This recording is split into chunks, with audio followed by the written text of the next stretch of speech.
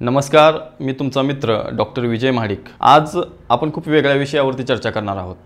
आपल्या आयुर्वेदामध्ये शस्त्रविधी किंवा शस्त्रक्रिया ज्या सुश्रुत संहितेत सांगितले आहेत, त्याच सुश्रुत संहितेत जळवांचं खूप जास्त महत्त्व सांगितलं आहे।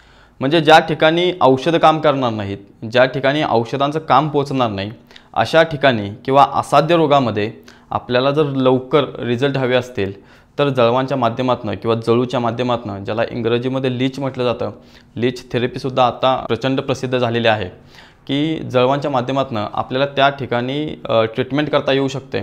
असं जलौकाचरण ज्याला आयुर्वेदामध्ये आम्ही म्हणतो, असं सुश्रुत संहितेत, चरक संहितेत आणि वाग्भट संहितेत तिन्ही संहितेत सांगितलं आहे। पण विशेष करून सुश्रुत संहितेत जळवांचं खूप चांगलं किंवा खूप जास्त महत्त्व सांगितलेलं आहे। हे तुम्ही कुठल्याही आयुर्वेदिक तज्ज्ञांच्याकडे किंवा ज्यावेळेस आयुर्वेदिक डॉक्टरांच्याकडे जाता, त्वचा विकार असतील, वाताचे विकार असतील किंवा संधिवात असेल, अशा ठिकाणी अशा परिस्थितीमध्ये काही लोकांना जर चाई पडली असेल तर अशा ठिकाणी जळू लावलेला असतो। आपण जळू बऱ्याच ठिकाणी बघतो, म्हणजे अगदी जी लोक कोकणात राहत आहेत तर अशा लोकांनासुद्धा त्यांना पाण्यामध्ये जळू दिसत असतील। परंतु जळूचे 12 प्रकार आहेत। त्यातले जे 6 प्रकार आहेत ते विषारी आहेत आणि 6 प्रकार आहेत ते बिनविषारी प्रकार आहेत। तर यातले जे विषारी जळवा आहेत तर त्या विषारी जळवा आपण पेशंटला लावत नाही आणि ज्या बिनविषारी जळवा आहेत त्या आपण पेशंटला लावतो। जळवांचं धार्मिक महत्त्वसुद्धा खूप जास्त आहे। आपल्या हिंदू संस्कृतीमध्ये किंवा हिंदू धर्मामध्ये जळवांचं धार्मिक महत्त्व देखील सांगितले गेलेलं आहे। म्हणजे ज्यावेळेस देवांचं आणि दानवांचं, राक्षसांचं समुद्रमंथन झालं तर ते समुद्रमंथन झाल्यानंतर जे 14 रत्न प्राप्त झाले त्यातलं एक रत्न म्हणजे जळू आहे। त्यातलं तुम्ही धन्वंत म्हणजे शंकम चक्रम जलोका, जलोका म्हणजे जळू। जर तुम्ही धन्वंतरीचा फोटो जर बघितला, धन्वंतरी देवाचा जर फोटो बघितला तर त्याच्या उजव्या हातामध्ये जळू आणि डाव्या हातामध्ये अमृत कलश आहे। म्हणजे अमृतापेक्षा किंवा अमृत कलशापेक्षा जास्त महत्त्वाचं हे आयुर्वेदामध्ये जळू किंवा आपल्या हिंदू धर्मसंस्कृतीमध्ये जळवांचं महत्त्व सांगितलेलं आहे। जसं मी म्हटलं की जळूंचे 12 प्रकार आहेत, तर त्यातले जे 6 विषारी प्रकार आहेत तर त्यांची नावं अशी आहेत: कृष्णा, कर्बुरा, अलागर्दा, इंद्रायुधा, सामुद्रिका, गोचंदना। आणि ज्या बिनविषारी जळू आहेत तर त्यांची जी नावं आहेत: कपिला, पिंगला, शंकुमुखी, मुशिका, पुंडरिकमुखी, सावरिका। म्हणजे ही जी नावं आहेत ही 12 नावं या जळूंची आहेत। बिनविषारी आणि विषारी या जळवा ओळखायच्या कशा? किंवा बऱ्याच वेळेला काय होतं की आपण शेतातून किंवा कुठल्या तरी पाण्याचं ठिकाण असणाऱ्या ठिकाणाहून जात असतो ना, अचानक पायाला जळू चिकटते आणि त्या ठिकाणून रक्त वाहायला चालू होतं। म्हणजे ते ज्यावेळेस आपण जळू काढतो ते एकतर लवकर निघत नाही, एकदम जाम चिटकून बसते आणि ज्यावेळेस आपण तिला काढतो तर त्या ठिकाणाहून रक्त निघायला चालू होऊन जातं। तर ते ज्यावेळेस रक्त निघत असतं तर तिथं जर खाज झाली तर त्या विषारी जळवा असतात आणि तिथं जर खाज नाही झाली तर त्या बिनविषारी जळवा असतात। आता मी तुम्हाला बिनविषारी एक जळू दाखवतो आमचे। थंड पाण्यात राहणारी, जिला गारठाप्रिय असणारी, मधुर रसप्रिय असणारी अशी जी जळू आहे तिला आपण ती बिनविषारी जळू आहे। हिच्यावरती साधारणपणे भगव्या रेषा असतात। जो पोटाकडचा भाग आहे तो साधारण पिवळट किंवा करडा असतो आणि वरचा भाग साधारणपणे करडा असतो।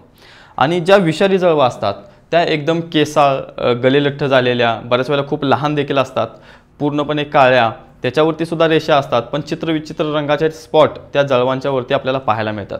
आपली ही जी बिनविषारी जळू आहे ती ज्यावेळेस आपल्याला चावते किंवा ज्यावेळेस आपण दंश करून तिला रक्तस्राव ज्यावेळेस आपण काढत असतो तर अशा वेळेस कुठल्याही पद्धतीच्या कसल्याही वेदना होत नाहीत। म्हणजे वेदना होतात पण सुईनं टोचल्या इतपतच वेदना होतात आणि त्या ठिकाणी कंडू, खाज वगैरे होत असेल तर ते कमी होऊन जातं। म्हणजे जे त्वचा विकार आहेत, सोरायसिस असेल, एक्झिमा असेल किंवा अन्य कुठलेही त्वचा विकार असतील, चाई असेल, संधिवातामध्ये ज्या ठिकाणी बऱ्याच वेळेला आपल्या जास्त प्रमाणात चालल्यामुळं त्या ठिकाणी वाताचं रक्त तयार झालेलं असतं। म्हणजे रक्तामध्ये प्रचंड प्रमाणामध्ये वात साठलेला असतो आणि जोपर्यंत ते अशुद्ध किंवा खराब झालेलं दुष्ट जे रक्त आहे ते काढत नाही तोपर्यंत त्या ठिकाणच्या वेदना आपल्याला कमी झालेला पाहायला मिळत नाही। तर अशा परिस्थितीमध्ये आपण काय करतो, ज्या पेशंटचे कंबर दुखते, गुडघे दुखते किंवा मान दुखते तर अशा परिस्थितीमध्ये त्याच्या मानेला, कमरेला आणि गुडघ्यांना आपण जळू लावत असतो। आणि जळू त्या ठिकाणचं जे अशुद्ध रक्त आहे, जे खराब रक्त आहे ते पिऊन घेतं। ज्या लोकांना पिंपल्स चेहऱ्यावरती येत आहेत किंवा वांग येत आहेत तर त्या पिंपल्स आलेल्या ठिकाणचं खराब रक्त काढण्यासाठी आपण जळवांचा वापर करत असतो। ज्या मुलींच्या चेहऱ्यावरती पिंपल्स आलेले असतात, महिलांच्या चेहऱ्यावरती वांग आलेला असतोय किंवा बऱ्याच वेळेला लागलेलं असतंय आणि त्या ठिकाणी रक्त चाकळलेलं असतं किंवा साकळलेलं असतंय, तर अशा ठिकाणी जळू जर आपण लावली आणि त्या ठिकाणचं जर रक्त काढून घेतलं तर त्या ठिकाणच्या चेहऱ्यावरच्या पिंपल्स कमी येतात. जर वांग असेल तर त्या वांगाचे डाग कमी येतात. काही लोकांच्यामध्ये सोरायसिस असेल, एक्झिमा असेल, त्या ठिकाणीसुद्धा आपण जळू लावू शकतो. बऱ्याच वेळेला ज्या ठिकाणी आपल्याला जळू लावायचे आहे त्या ठिकाणी नारळाच्या केसरांनी तिथली त्वचा साफ करून घेऊन किंवा घासून त्या ठिकाणी जर आपण जळू लावली तर लगेच जळू लागते. जर समजा आपली जी बिनविषारी जळू आहे ती जर जळू लागत नसेल तर त्या ठिकाणी दुधाचा थेंब, मधाचा थेंब किंवा रक्ताचा एखादा थेंब किंवा जर समजा आपण त्या ठिकाणी जर प्रिक केलं आणि तिथला एखादा रक्ताचा थेंब जर वरती काढला तर तिथं खूप चांगल्या पद्धतीने किंवा खूप लवकर जळू लागते. जळू ज्यावेळेस चावते, जळू चावल्यानंतर त्या ठिकाणी सुईसारख्या फक्त वेदना होतात. कुठल्याही पद्धतीचं पेन होत नाही. साधारणपणे मुंगी चालल्यासारखं इतकंच फक्त त्या रुग्णाला कळत असतं. आणि जळू जेव्हा लागते त्यावेळेस तिचा जी मान असते ती अगदी घोड्यासारखी दिसते. म्हणजे पूर्ण असं तोंड आणि वरती येऊन ते खाली झुकलेलं असतं. अशा पद्धतीनं ती जळू लागते. जळू लागल्यानंतर ज्यावेळेस तिच्या शरीरावरती अशा छोट्या छोट्या वेव तयार होतात, त्या जर वेव तयार झाल्या तर आपण समजतो की त्या ठिकाणी जळू लागलेली आहे. जर समजा विषारी जळू लागल्या तर विषारी जळू लागल्यानंतर काय होतं की विषारी कशा जळू असतात आपण मगाशी सांगितलंच की त्याच्या अंगावरती छोटे छोटे केस असू शकतात. बऱ्याच वेळेला कलर काळा असू शकतो. त्याच्यामध्ये चित्रविचित्र रंगाचे ठिपके असतात. अंगाने खूप बारीक तर असेल किंवा खूप जास्त मोठी जरी असते. आणि ही जळू चावल्यानंतर किंवा जळू जर आपल्याला चिकटली तर त्या ठिकाणी खाज होते, त्या ठिकाणी आगाग व्हायला चालू होते, त्या ठिकाणी बऱ्याच वेळेला त्वचेचे इन्फेक्शन देखील होतं. आम्ही 4 दिवसापूर्वीच आता चांदोलीला गेलो होतो. तर त्या ठिकाणीहून ज्या आत्ता आपण छोट्या जळू दाखवल्या आहेत, ज्या विषारी जळू आहेत, तर त्या ठिकाणच्या लोकांना त्या जर जळू चावल्या तर त्या ठिकाणी खाज तयार होते. बऱ्याच लोकांना त्वचेचं इन्फेक्शन होतं किंवा एक 10 ते 15 दिवसापर्यंत त्या ठिकाणी खाज होत राहते. परंतु आत्ता ही जी आपली बिनविषारी जळू आहे, जी आपण या व्हिडिओमध्ये बघतोय की जी गार पाण्यात राहते, ती जळू आहे ती पाण्याच्या बाहेर राहते. म्हणजे पाण्याच्या शेजारीच, परंतु ज्या ठिकाणी अशुद्ध पाणी आहे, ज्या ठिकाणी खराब पाणी आहे, ज्या ठिकाणी विंचू किंवा बेडकं, साप, मृत पावलेत अशांच्या मळमूत्रापासून तयार झालेल्या किंवा अशांचं मळमूत्र ज्या ठिकाणी आहे अशा ठिकाणी तयार झालेल्या जळू ह्या विषारी असतात. आणि ह्या ज्या आपल्या बिनविषारी जळू आहेत तर ह्या फक्त शुद्ध पाणी पितात. म्हणजे ह्यांचं जगण्याचं, राहण्याचं साधन म्हणजे पाणी आहे. पाण्यापेक्षा वेगळं काही खात नाहीत. दुधाचा एखादा थेंब आपण टाकू शकतो, परंतु जवळजवळ आमच्याकडे 2-3 एक जळू 2, 4, 5 वर्षापर्यंत असतात. परंतु कुठल्याही पद्धतीला काही आम्ही न टाकता फक्त पाण्यावरतीच त्या जगून निघतात. पण ज्या बिनविषारी जळू आहेत अशा मात्र त्या जे कीटक घाण आहेत तर ते खातात आणि त्याच्यामुळे ते विषारी जळू तयार झालेले असतात. आयुर्वेदामध्ये जळू एकत्र सुद्धा ठेवू नये म्हणून सांगितलं आहे. म्हणजे 2 जळू, 4 जळू, 5 जळू एकत्र नाही ठेवायला सांगितलं. कारण त्याच्यामधून काय होतं की जळू जर आपण एकत्र ठेवल्या तर लाळ ज्यात निघतात तर त्या लाळेपासून त्या जळू पुन्हा विषारी बनतात. म्हणून एकत्र जळू न ठेवण्याचा सल्ला हे आपल्या आयुर्वेद तज्ज्ञांनी दिलेला आहे. जर आपण जळू लावली तर ॲटोमॅटिकली ते जोपर्यंत तिचं पोट भरत नाही तोपर्यंत ती रक्त पितच राहते. विशेष करून ज्या बिनविषारी जळवा आहेत त्या अशुद्धच रक्त पितात आणि ज्या विषारी जळवा आहेत त्या शुद्ध रक्त पितात. आणि ज्यावेळेस आपण जळू लावतो, जे खराब रक्त पिलं जातं, पिल्यानंतर जर जळू आपल्याला सोडत नसेल तर त्या ठिकाणी जर तुम्ही सैंधव टाकल्यानंतर जळू ॲटोमॅटिकली सोडते. किंवा निशा म्हणजे ज्याला आपण हळद म्हणतो ती जर आपण हळद टाकली तर जी जळू चिकटलेली आहे ती जळू लगेच निघून जाते. निघाल्यानंतर जळूच्या पोटामध्ये ते रक्त कधीच ठेवायचं नसतं. म्हणजे जर आपण एखाद्या पेशंटला ती जळू लावली आणि लावल्यानंतर ती जर काढून घेतली आणि त्याचं जर तिच्या उलट्या जर आपण नाही केल्या तर मग मात्र ती जळू बऱ्याच वेळेला मरण्याचा धोका असतो. किंवा इंद्रमत्त किंवा रक्तमत्त नावाचा एक आजार आहे जो जळवांना होतो, तर तो आजार त्यांना होऊन जातो आणि त्याच्यामुळे त्या जळू यांची क्रिया कमी होऊन जाते. त्यांची जी चेष्टा आहे म्हणजे हालचाल जी आहे तर ती कमी होऊन जाते. त्यांची हालचाल चेष्टा मंद होऊन जाते. तर अशा पद्धतीनं ह्या जळवा ज्यावेळेस आपण पेशंटपासून काढतो, रुग्णापासून काढतो, काढल्यानंतर जर आपण हळदीच्या पाण्यात किंवा हळदीमध्ये जर ठेवल्या तर त्याच्यामधलं जे खराब रक्त आहे जे तिच्या पोटामध्ये आहे ते ओकलं जातं. आपण एकदा जर एखाद्या पेशंटपासून जळू जर काढली तर ती 7 दिवस कुठल्याही पेशंटला जळू लावू नये. कारण त्या जळूंची जी चेष्टा आहे, हालचाल आहे ती मंद होऊन जाते. बऱ्याच रुग्णांना असा प्रश्न पडतो की तुम्ही डॉक्टर लोक की एक जळू बऱ्याच पेशंटना वापरत असता तर त्याच्यामुळं HIV सारखे जे रक्तामध्ये मिसळणारे जे आजार आहेत तर ते होऊ शकतात का? तर अशा रुग्णांना माझा प्रामाणिक सल्ला आहे की जळू रक्त पीत असतं, ना की रक्त तुमच्या शरीरामध्ये सोडतं आहे.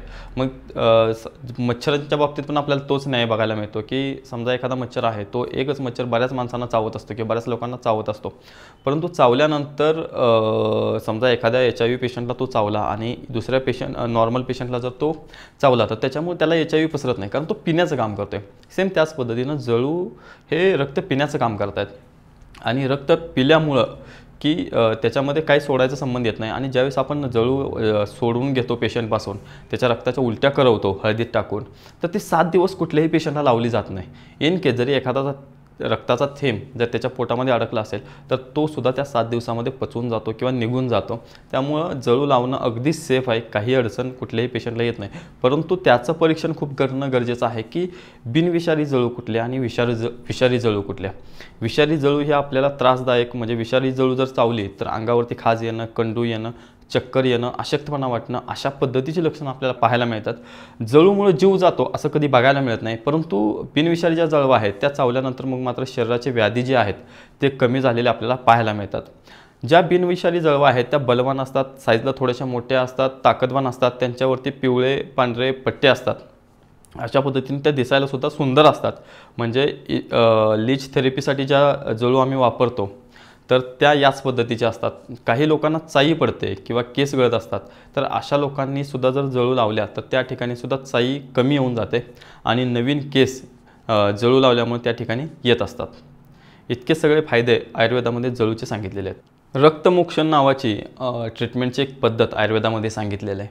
म्हणजे ज्या ठिकाणचं रक्त खराब झालं आहे, ज्या ठिकाणचं रक्त अशुद्ध झालं आहे, अशा लोकांचं किंवा अशा ठिकाणचं रक्त जर आपल्याला काढायचं असेल तर त्या ठिकाणी वेगवेगळे मार्ग सांगितले आहेत. म्हणजे आलाबूच्या माध्यमातून रक्त काढायला सांगितलं आहे. आता नवीन पद्धत आहे की आपण सिरिंज टाकूनसुद्धा त्या ठिकाणचं खराब रक्त काढत असतो.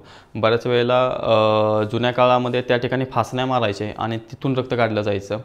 तर जी राजे लोक आहेत, जी महिला आहेत, लहान मुलं आहेत, वृद्ध लोक आहेत की ज्या लोकांना या पद्धतीनं रक्त काढणं सहन होणार नाही, तर अशा लोकांच्यासाठी सगळ्यात चांगला आणि सगळ्यात उत्तम जो पर्याय आहे तो म्हणजे जलौकाचरण, म्हणजे जळू लावणं. अशा लोकांचं जर खराब अशुद्ध रक्त जर आपल्याला काढायचं असेल तर त्या ठिकाणी जळवा जर लावल्या तर खूप चांगल्या पद्धतीनं अशुद्ध रक्त ते काढून घेतात. एक जळू साधारणपणे 10 ते 20 मिलीपर्यंतच रक्त पिते, परंतु त्याचे रिझल्ट आपल्याला चांगले पाहायला मिळतात. जळूच्या सलाइवामुळे किंवा लाळेमुळे त्या ठिकाणी समजा आपण एखाद्या ठिकाणी जळू लावली तर त्या ठिकाणी रक्त गोठत नाही. म्हणजे आपल्याला कसं एखादी जखम झाली तर त्या ठिकाणी लगेच खपली पकडली जाते, परंतु याच्यामध्ये तसं होत नाही की खपली पकडली जात नाही, की बराच वेळ तिथून रक्तस्राव होत जातो आणि ठराविक काळानंतर ती जखम किंवा त्या ठिकाणी ज्या ठिकाणी जळू लावले ती सुकून जाते. म्हणजे त्वचाविकार असेल, संधिवात असेल किंवा अन्य कुठलेही क्रोनिक व्याधी असतील की ज्या ठिकाणी उपाय संभव नाही आहे, अशा ठिकाणी जर आपण जलौकाचरण केलं तर नक्कीच आपल्याला फायदा मिळतो. थायरॉईडच्या रुग्णांच्यामध्ये सुद्धा घशाची जर सूज कमी यायची असेल तर अशा ठिकाणी आपण जळू लावतो तर त्या ठिकाणी खूप चांगल्या पद्धतीनं थायरॉईडची जी सूज आहे ती कमी येते. ज्या लोकांना व्हेरिकोज वेन्स आहेत अशा लोकांना सुद्धा आपण जळू लावतो. फक्त जळू लावताना आपण व्हेरिकोज अल्सर होणार नाही याची जर काळजी घेतली तर निश्चितच त्याचा आपल्याला फायदा पाहायला मिळतो. धन्यवाद.